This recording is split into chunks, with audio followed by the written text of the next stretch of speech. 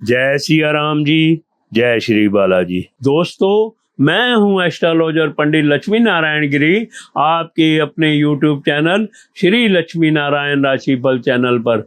मित्रों, आज हम जानेंगे धनु राशि वालों का जुलाई महीने का मासिक राशिफल। दोस्तों, राशिफल शुरू करने से पहले हम जान लेते हैं इस महीने कौन कौन से ग्रह कब और क्या फल आपको देने वाले हैं। Friends, before we begin this month's horoscope, let us first take a look at which planets are changing their position this month. When the changing will happen and what results the are likely to bring for you. सूर्य ग्रह आपके 7वें और 8वें भाव में रहेंगे। वैसे तो सूर्य के इन दोनों ही गोचरों को अनुकूल नहीं माना गया है, लेकिन महीने के पहले हिस्से में परिणाम थोड़े से कमजोर रह सकते हैं। 16 जुलाई के बाद सूर्य के परिणामों में तुलनात्मक रूप से कमजोरी देखने को मिल सकती है। मंगल ग्रह का गोचर पूरे महीने आपके 6ठे भाव में रहेगा। यहाँ पर मंगल शनि से देखा भी जाएगा। बावजूद इसके मंगल से सामान्य तौर पर अनुकूल परिणाम की उम्मीद की जाएगी। शनि ग्रह का गोचर लगातार आपके 4थे भाव में है। इस महीने शनि ग्रह बुध के नक्षत्र में रहेंगे और बुध की स्थिति अनुकूल रहने वाली है। ऐसे में व्यापार व्यवसाय से संबंधित मामलों में बुध ग्रह आपको अच्छे परिणाम दे सकते हैं। इसके बावजूद भी व्यापारिक रिस्क नहीं लेना है। भले ही सब कुछ ठीक ठाक नजर आए और ऐसा लगे कि कहीं कोई भी रिस्क नजर नहीं आ रहा है, फिर भी किसी नए निवेश को करने से बचना समझदारी का काम होगा। यदि आपकी कुंडली की दशाएं अनुकूल हों तो व्यक्तिगत तौर पर आप निर्णय ले सकते हैं, क्योंकि यह राशिफल केवल गोचर पर आधारित होता है, जो इस बात का संकेत कर रहा है कि सब कुछ ठीक होने के बावजूद भी रिस्क लेना ठीक नहीं रहेगा। आप नौकरी पेशा लोगों को सामान्य तौर पर कुछ कड़ी मेहनत करनी पड़ सकती है, लेकिन मेहनत के परिणाम अच्छे मिलेंगे। 6ठे भाव के स्वामी की स्थिति भी सामान्य तौर पर अनुकूल रहेगी। साथ ही साथ 6ठे भाव में मंगल का गोचर भी आपको अच्छे परिणाम दिलाना चाहेगा। यही कारण है कि नौकरी पेशा लोग इस महीने अच्छे परिणाम प्राप्त कर सकेंगे। Saturn's aspect on from the house may create some challenging from time to time. However, overall, for this month is expected to bring good results for salaried professions. आप चैनल को सब्सक्राइब कर दीजिए ताकि ज्ञान और जीवन से संबंधित वीडियो सबसे पहले आपके पास आए।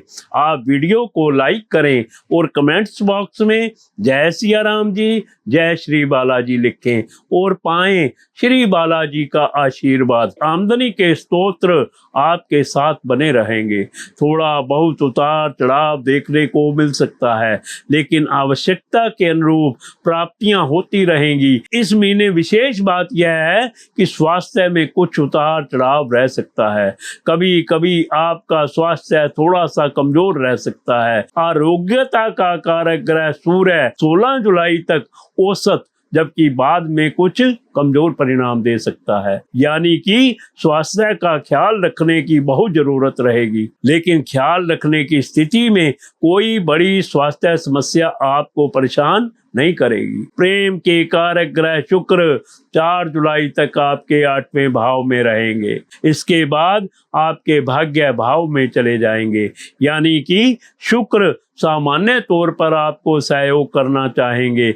आपकी लव लाइफ को औसत से थोड़े से बेहतर स्तर पर जाता हुआ कहा जा सकता है, लेकिन फिर भी बेवजह के विवाद से बचने की सलाह आपको दी जाती है। सगाई या फिर विवाह से संबंधित बातों को आगे बढ़ाने के लिए यह महीना कोई विशेष मदद करता हुआ नजर नहीं आ रहा है। बेहतर होगा कि इस बीच में शांत रहा जाए। वैवाहिक जीवन की बात की जाए तो इस मामले में यह महीना आपको थोड़े से कमजोर परिणाम दे सकता है, क्योंकि सप्तमेश बुध की स्थिति भी बहुत मजबूत नहीं रहेगी और महीने के पहले हिस्से में खासकर 16 जुलाई तक सप्तम भाव में सूर्य का गोचर भी रहेगा। ये दोनों स्थितियां दाम्पत्य जीवन को कमजोर करने का काम कर सकती हैं।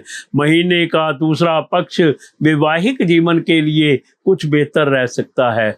आपके पारिवारिक जीवन की बात की जाए तो आपके दूसरे भाव के स्वामी ग्रह शनि इस महीने भी चौथे भाव में रहेंगे। यह अनुकूल स्थिति नहीं होगी। दूसरे भाव पर गुरु की दृष्टि को अनुकूल माना जाएगा। दोनों स्थितियों को मिलाकर देखा जाए तो पारिवारिक मामलों में इस महीने आपको मिले जुले परिणाम मिल सकते हैं। आपके दूसरे भाव का स्वामी शनि बुध ग्रह के नक्षत्र में रहेगा और बुध की स्थिति भी कुछ कमजोर रहेगी और परिणाम मिले जुले होने के बावजूद भी औसत से कुछ कमजोर रह सकते हैं। घर परिवार के लोगों के बीच सद्भाव की कमी रह सकती है। किसी लड़ाई झगड़े के योग नहीं है, लेकिन कुछ सदस्यों के बीच मन मुटाव वाली स्थिति देखने को मिल सकती है। अब मैं बड़े ही आसान और सरल उपाय बताऊंगा जिन्हें करके आप ग्रहों को प्रसन्न कर सकते हैं। अपनी समर्थ के अनुसार जरूरतमंद लोगों को भोजन करवाएं। साथियों, अगर आप कुंडली दिखाना चाहते हैं या फिर मुझसे बात करना चाहते हैं तो आपके फोन स्क्रीन पर नंबर दिए गए हैं, आप मुझसे संपर्क कर सकते हैं। साथियों, आप वीडियो को